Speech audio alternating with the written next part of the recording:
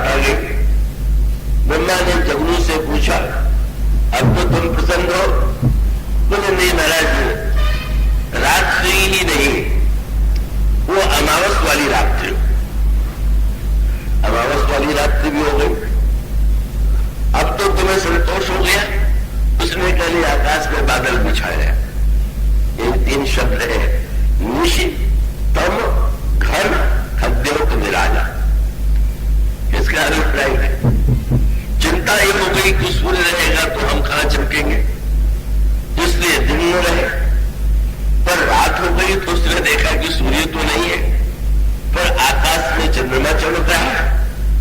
तो उसने कहा कि अब वो रात्रि में हो तो अमावस्या वाली रात्रि। अमावस्या वाली रात्रि आ गई, चंद्रमा भी नहीं था पर तारे तो थे। उसको लगने लगा कि अब ये तो मेरी तुलना में अधिक हो जाएगी। तो ब्रह्मा से कहा कि इतना बादल छा दीजिए कि तारे भी न दिखाई दे, न सूर्य रहे, न चंद्रमा रहे, न तारे रहे, हम दिखाई दे और हम चमक।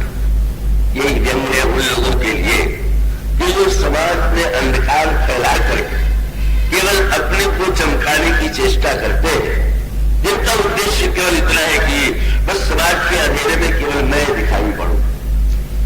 तो सीता जी का तात्पर्य था कि रावण, तूने समाज में अंधकार फैला करके अपने आप को केवल जुगनू की तरफ प्रदर्शित करने की चेष्टा की।